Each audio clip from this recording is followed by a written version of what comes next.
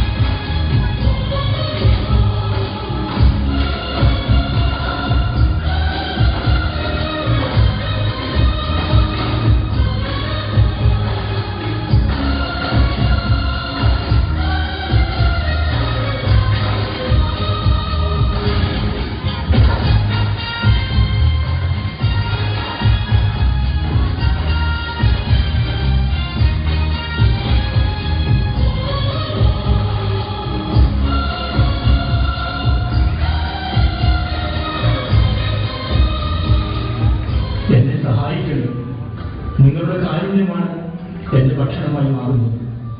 കണ്ണു കാണുവാൻ സാധിക്കാത്ത എനിക്ക് എന്തെങ്കിലും തരണേ, സഹായിക്കണേ. പെരുന്നാളിന് കൊടിയേറിയപ്പോൾ തന്നെ അവലക്ഷണം. അതുപോലെ പണ്ടാരെ പട്ടികൾ കാലെ കൂടി നിറഞ്ഞു കവിഞ്ഞോ. കൈക്കാലിന്റെ ബുദ്ധിയും നമ്മുടെ അധികാരവും ചേർന്നാൽ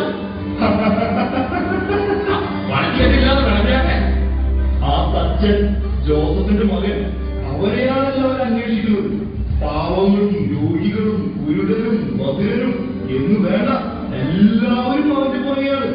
എനിക്ക് എന്തോ കണ്ട കുഷ്ഠരോഗികൾക്കും പട്ടിണിക്കാരനും മറ്റും സഹായിയാവന് നമ്മുടെ ദേശത്ത് എന്താണ് കാര്യം? അതാണ് മനസ്സിലാക്കാത്തത്. കാഴ്ചയില്ലാത്ത ഈ പാവത്തിന് വല്ലതും തരണേ. വിശന്നിട്ടാണ്, എന്തെങ്കിലും തരണേ. എടാ കണ്ണുകൊണ്ടാ നീ പിന്നെയോ? നിന്റെ കയ്യിൽ പണമോ? ഇത് നിനക്ക് എന്തിനാ? അരുത്, അതെടുക്കരുത്. ഞാൻ ഭിക്ഷയാദിച്ചുണ്ടാക്കിയത്. അതിന് താ, ഞാൻ പോയിക്കൊള്ളാം. എന്നോട് കൊടുക്കണം. ഓർക്കണം പോലും അത് ദൈവത്തിന്റെ ജോലിയാണ്. എങ്കിലും നീ പറഞ്ഞ സ്ഥിതിക്ക് പൗരപ്രമുഖ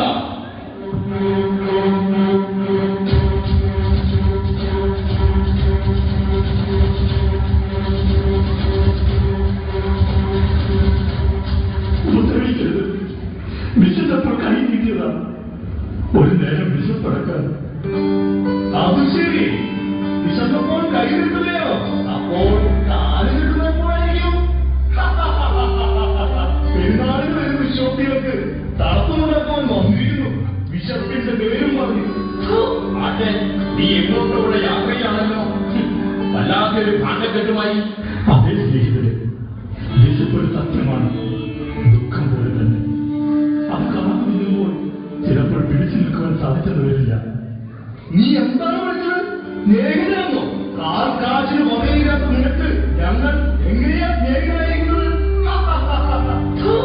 നീ ഒരു കുരുടനാണെന്ന കാര്യം മറക്കാതിരുന്ന നിൽക്കോളാം. നീ എന്നും ഞങ്ങളുടെ അടിമ മാത്രം. അതാണ് പാരമ്പര്യ രീതി. അതെ, ആ പാരമ്പര്യം കെട്ടിപ്പടുത്തി വിശ്വാസ വൈരുദ്ധ്യങ്ങൾക്ക് നേരെ വിരൽ ചൂണ്ടുവാൻ ഒരുവൻ ഉണ്ടായിരിക്കുന്നു. ആര്? നീയോ? ചിരിക്കണ്ട. നിങ്ങൾ ആട്ടിപ്പായച്ച അനേകരെ അവൻ ആശ്വസിപ്പിച്ചു. ദുഃഖം മാത്രം സ്വന്തമായിട്ടുള്ളവർക്ക് സ്വാതന്ത്ര്യമേകി. എന്നെ പോലുള്ളവർക്ക് ജീവിക്കുവാൻ പൊടിയായി തുടങ്ങിയിരിക്കുന്നു. ആരാരുമില്ലാത്തവർക്ക് ഒരു സ്നേഹിതനുണ്ടായിരിക്കുന്നു. അവൻ എന്റെ സ്നേഹിതനാണ്. എന്റെ സന്തോഷത്തിലും ദുഃഖത്തിലും ഒരുപോലെ എന്നെ സ്നേഹിക്കുന്ന ഒരേ ഒരുവൻ, യഥാർത്ഥ സ്നേഹിതൻ. ഓ, ഈ അടിയെല്ലാം കൊണ്ട് പിടിച്ചു നിൽക്കുന്നത് കൊള്ളാമല്ല.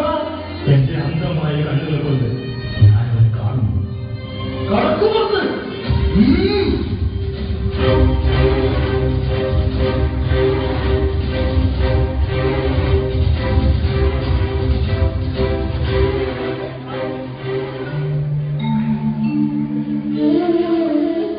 ദാവീദിന്റെ പുത്രൻ അടുത്തു വരുന്നതുപോലെ തോന്നുന്നു. അതെ, അവൻ വരുന്നുണ്ട്. വന്നു.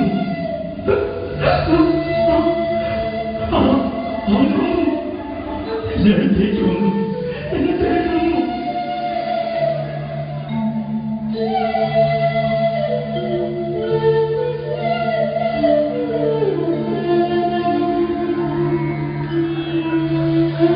നിന്റെ അന്ധത നിന്റെ മാതാപിതാക്കളുടെ പാപങ്ങൾ, മറിച്ച് ദൈവത്തിന്റെ ശക്തി നിന്നിൽ പ്രകടമാകേണ്ടതിനാണ് അങ്ങനെ സംഭവിച്ചത്. നിന്നെ ആരും സ്നേഹിച്ചില്ലെങ്കിലും നീ സ്നേഹിക്കുക, പരസ്പരം സ്നേഹിക്കുക. അതിലൂടെ മാത്രമേ പിതാവിന്റെ ഇഷ്ടം നിറവേറ്റപ്പെടുകയുള്ളൂ. ഒരു സ്നേഹിതനായി ഞാൻ നിന്നോടുകൂടെ ഉണ്ട്. പോയി ശീലോകുളത്തിൽ നിന്റെ കണ്ണുകൾ കഴുകുക.